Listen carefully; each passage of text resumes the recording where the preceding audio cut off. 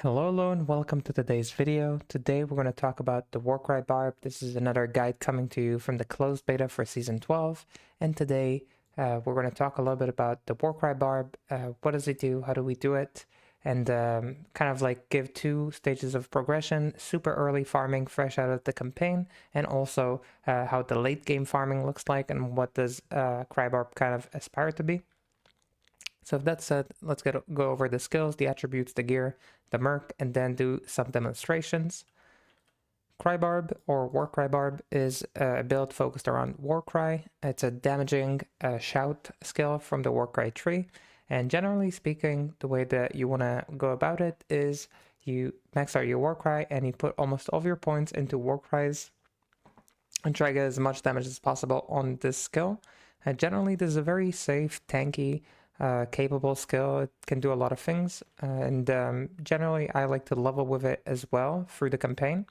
So it's a very nice skill. You can start playing with it usually from Nightmare when you start having a lot of skill points, and can play the entire game with it. It's very strong, very capable. In the Season 12, it was buffed in every single one of its synergies, giving it 1% for each synergy, which is adding up for quite a bit. I don't know what's the exact percentage of damage buff that it gives, but it feels pretty noticeable, and it makes it better in early game and also in late game. So that's very nice. Hello, this is Editor Juxt here. On the last day of the beta, there was another change added to War Cry, where it reaches the maximum range for War Cry at level 28. So this is, as far as I remember, it was either 49 or 56 before that. And I just wanted to make sure I add this to the video so people know the main implications. It means that in early leveling and farming before you're all maxed out, this will feel a lot better, and was already a nice farming and leveling skill. Personally, it was my favorite way to level a Barb. Now it's even better, it's even more consistent, and will keep you even safer and increase your farming speed. So I'm pretty happy with this change. Overall, I think it's really nice. It will also make getting the end game with War Cry Barb even easier, which is great because I think it's an awesome build, and I really love it. So I just wanted to add this to the video. I hope you keep enjoying it, and I'll see you in a moment, but it will be me from the past. Outside of that, normally the only skills you ever put points into are your passives, mostly to get the resistances and the extra benefits, because you will have a lot of plus skills on this build. So to level this, normally you'll have 1 point in combat reflexes, speed, iron skin, and natural resistances, and the rest will all go to your skill tree of War Cries. Now let's kind of show how to level it. The first thing you want to prioritize is War Cry itself, because that's your main skill. The second skill I like to max is Battle Commands. At level 20, this will give you +3 to all skills, also buffing your War Cry level in turn. So it is very nice. Of course, if you're playing in a party, this is an amazing skill and everybody will love you for maxing it. The third skill I max is Battle Cry, which is a skill that will reduce the opponent's defense, but also its physical damage resistance. War Cry is a physical damage build, so it deals physical damage. So this is a great synergy, and also it gives more damage than the rest of them. The fourth skill I max is Howl, because it's the best synergy outside of Battle Cry, so I max that fourth. And lastly, I max Battle Orders, which my teammates are very happy that I do. So anyway, this build is loved by groups. Everybody loves to have a War Cry Barb in their team. It's very capable in player 8 with a team, but it's also an amazing solo mapper. The last thing I normally max is Shout, and usually you just have a couple points at the end. Most people don't even reach it, but when you get to around level 90 to 95, that's when you finish maxing Battle Orders. So that's kind of how the build looks like in terms of skill points. For the attributes, you'll have enough at strength and dex to wear your gear. Everything else goes into vitality. It's a very high health kind of build. You'll have a lot of health, which is really fun, of course. And we'll kind of show a very budget setup. So I'm going to remove all of my skills, all of my skillers, and I'll remove also my torch and my Annie, and we'll use them later, of course, for the more endgame gear. But first we'll show this setup. As you can see, we're even without this, we have a lot of resistances and a lot of everything. We're only missing FHR, but you know, you can't have everything really. So it is how it is. But for this build, since you're a caster build, you'd like to have some FCR, The first breakpoint you want to aim for is either 63 or 105. In the beta, it will be hard to get to reach 200 FCR because of the lack of slams. There are no slams in the beta, so we're just showing the potential and the general picture. But 105 is very reachable for most builds. That's where they'll end up, and it's very, very strong. It's good enough, so don't really worry about it too much. So this is the breakpoint you're looking for. As far as FHR, 27 or 48 are great, and you'd like to have your resistances maxed. There's no reason for this build to not be safe. It's very easy for it to max the resistances. In terms of the gear, for the budget option, I really recommend using Nice Puzzler. The reason is it gives you access to teleport. You can have just a teleport stick on your swap, but personally I prefer just having Nice Puzzler. It's a very nice set and overall gives you a lot of skill points and makes it very easy to deal a bunch of damage. So Nice Puzzler together with Nice Circlet and Nice Light Plate, they're very easy to reach in the first day of farming. They don't cost a lot and you usually drop them in Hell pretty commonly. Normally on my first playthrough through Hell, I dropped at least one of those on most of my characters. So you just need to find the other two, either on the trade site or if you're playing solo, just keep farming them. As you can see, I have no slams, sockets, or anything imbued in them. They're clean, and they don't have varying rolls, so I don't have a high roll here. It's just the set is very, very nice. It gives you a lot of res plus skills, and it's just very easy to reach your FCR breakpoint with it overall, because it gives you a lot of FCR. As you can see, 20 from the circlet, 20 from the armor, and 50 from the stick. That's 90 total.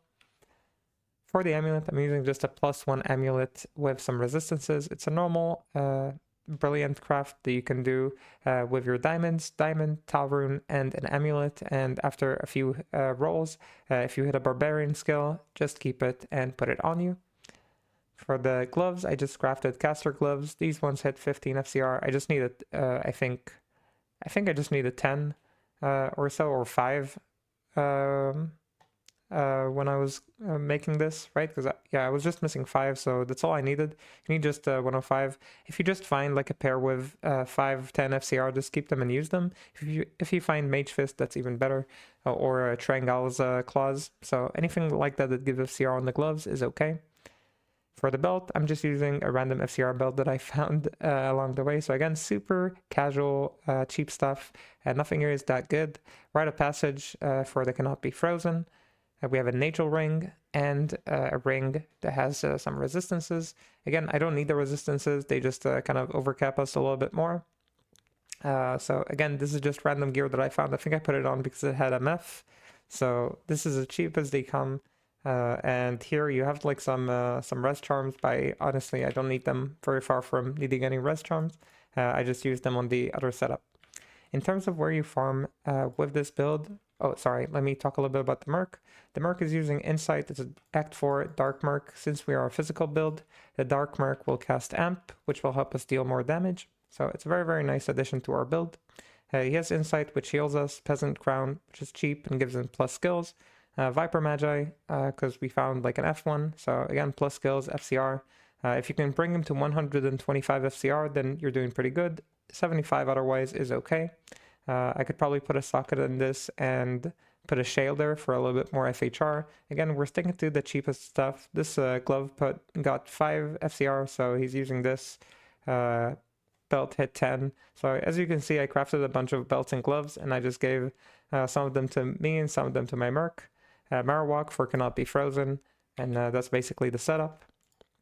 So generally, as a Cry Barb, I recommend farming 3 different areas. One of them is Travancore. So of course we'll be casting our War Cries, or all of our buffs first. And where's my War Cry? Over here. So Nice Puzzler gives you a teleport. It's kind of like a budget enigma. As you can see, once you hop here, you can hop in, and within about 10 to 15 seconds, you will farm a Travancore run.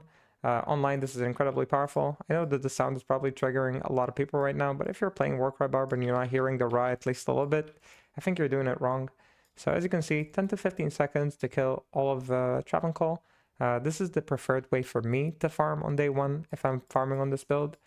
So it is very, very effective. You'll drop a lot of uniques, a lot of set items that you can sell. The other 2 areas are Chaos Sanctuary. As you can see, if you start walking, we started at 10:55, I think, in this session. You can teleport over these little bouts. You don't even need points in leap. As you can see, you're already in the Arcane Sanctuary. Personally, I don't kill everything, you know. I just teleport over most of the mobs.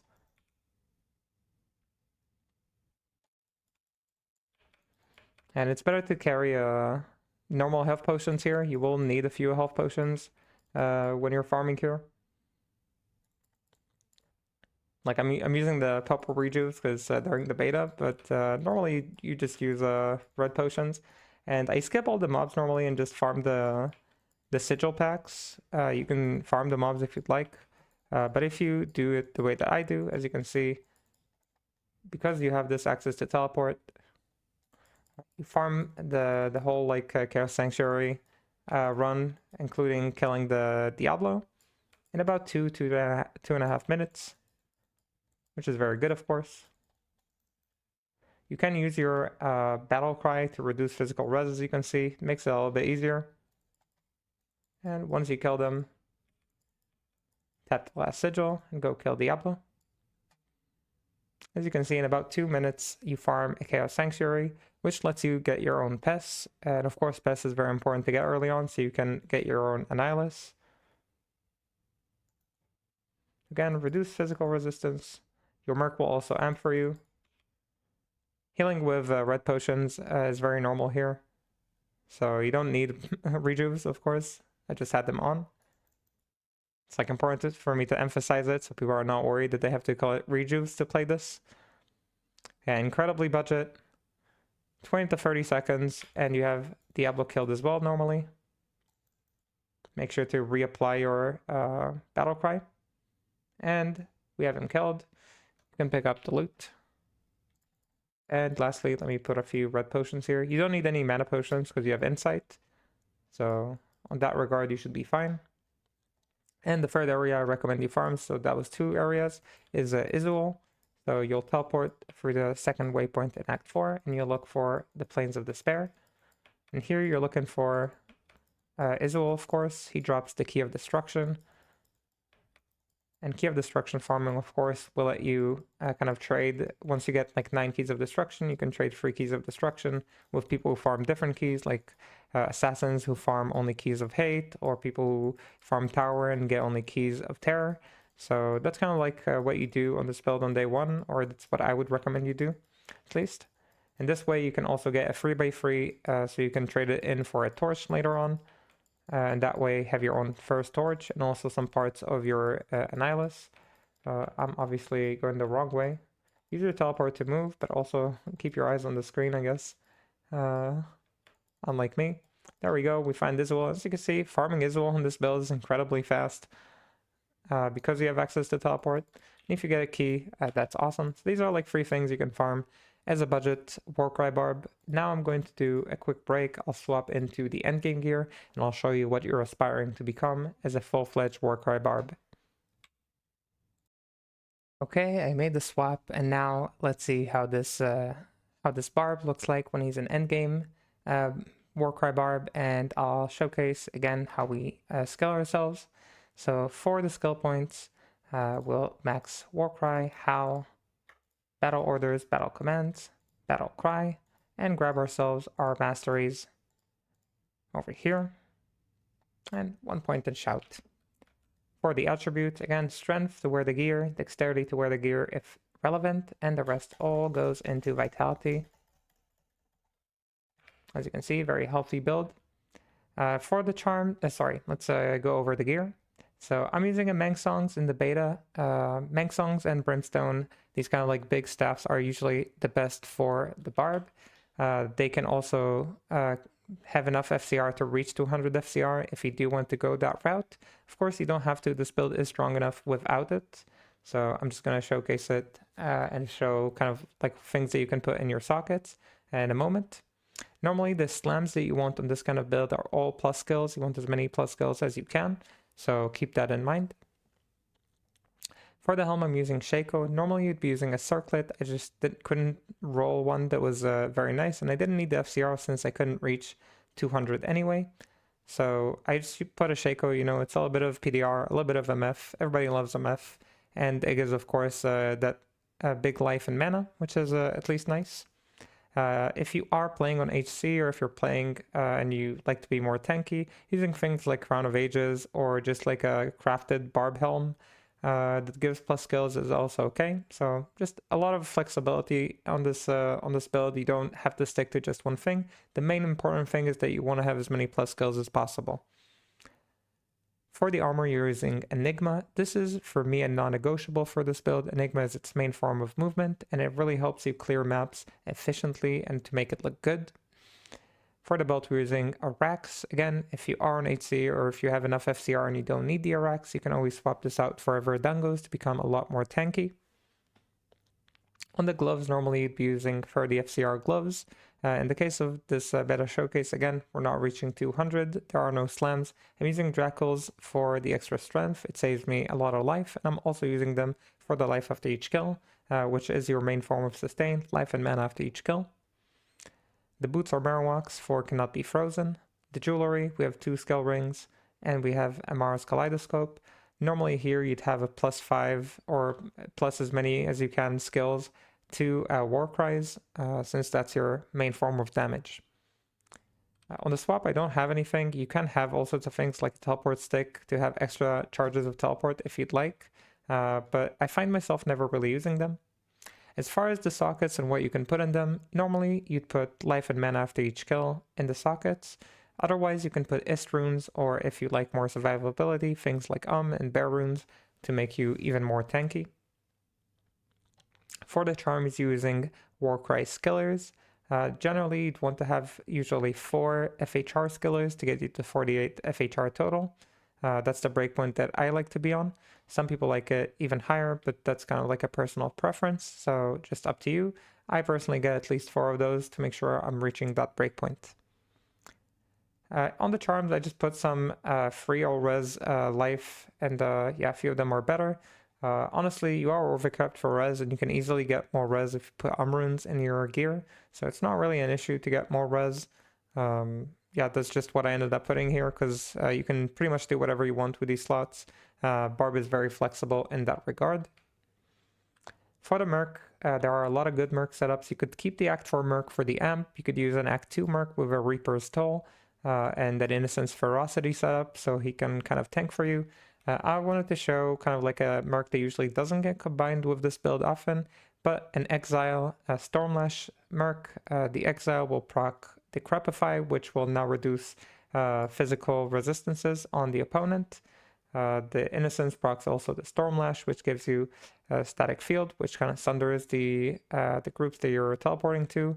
The Decrepify helps keep you safe. I personally found that I really enjoyed this setup, so I decided I'll try it out, and I thought it was pretty fun. You can try a lot of different setups though. There are a lot of good options for sure. Otherwise, the Merc is wearing Verdungos for tankiness, Griffins for lightning damage and lightning pierce, Marowaks for cannot be frozen, and Occultist for some faster cast rate, because he does cast with FCR. Okay, so that is the entire setup for this build. Now let's hop into a tier 3. So I just finished recording, and I just kind of want to give a spoiler, I guess. I didn't know that my sound was off the entire time on my recording software.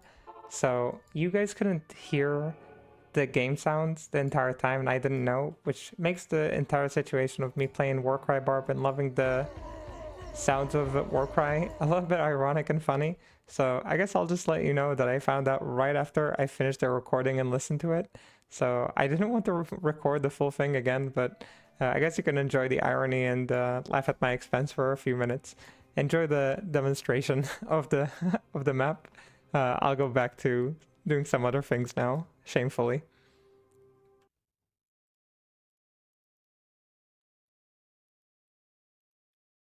Alright, let's bow ourselves, hop in.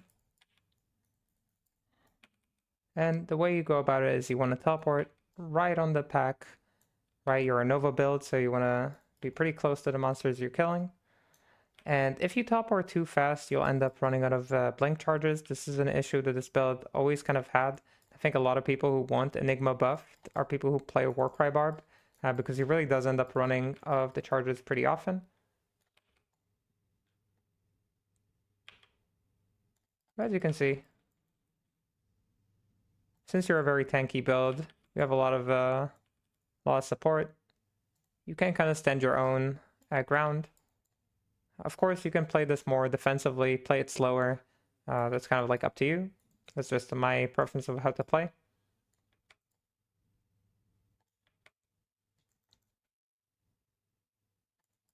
As you can see,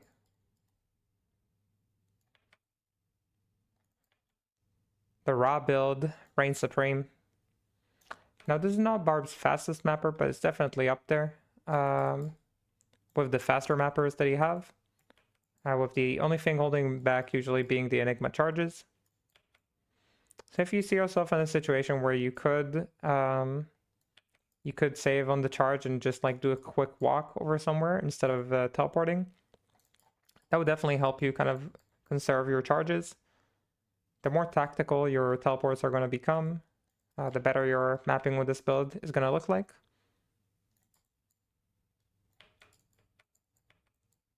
Oh, we hear coins nearby. I'm getting a lot of events during the beta recordings.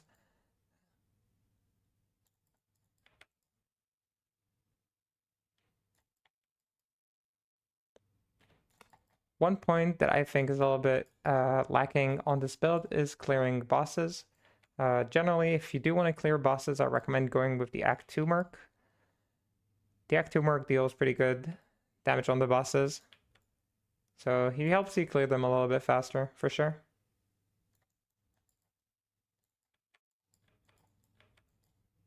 Let's jump all the way here in the middle. And I really do try to teleport somewhere in the middle of packs, so yeah, no skipping. In the middle of packs, it makes it so things walk towards you, meaning you pretty much save right on teleports, right? You see there, I don't kill one group, then move to the other one. I just teleport over somewhere that all the groups will just kind of swarm into me. At least I try to.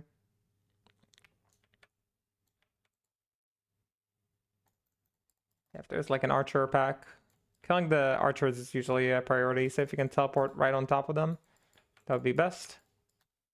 Well, looks like we got bounced back there.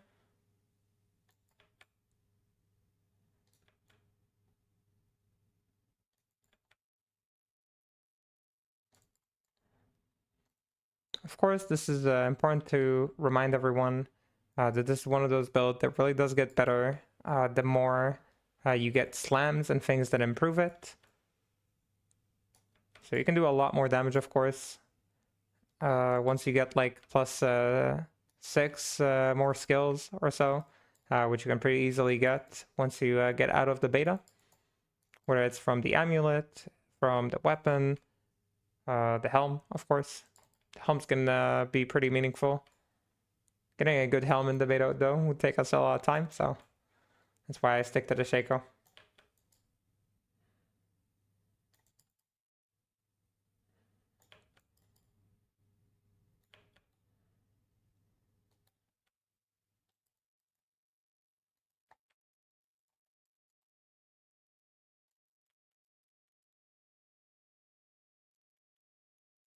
As you can see, you can kill the boss. It's not like he's not unkillable.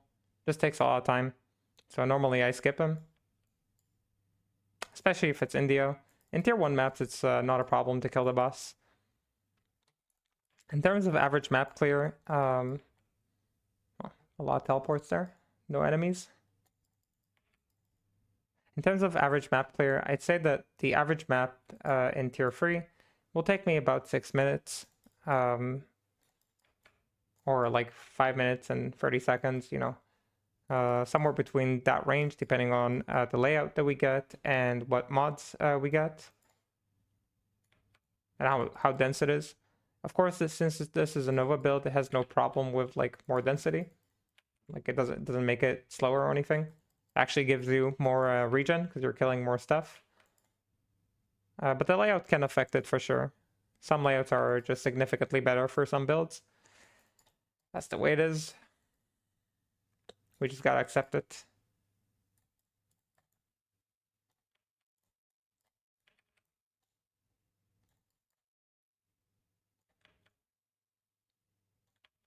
So yeah, for this layout, which is a bit slower from the layouts in Throne, we're going closer to the 6-minute mark. And the layout where you go from the top right of the map, then I think usually it's about 5 minutes. Yeah, very, very nice build, extremely safe. As you can see, huge health pool. This is, of course, not the min-maxed version. You can get a lot more, and you can get even tankier or do even more damage. But that is the War Cry Barb, one of my favorite all-time builds in Diablo 2 in general. It's one of the builds that, you know, I used to play as a kid, so I've always had a soft spot in my heart for this. Remember, the sound effects stay on during Cry Barb. And with that said, that's the end of the guide. So thank you so much for watching. I hope you enjoyed this guide and that it was useful to you. If it was, make sure to leave a like and subscribe to support the channel because it really does help a lot. With that said, I'll see you on the next stream or the next video. Have a good whatever you're having. Until the next time, bye bye bye.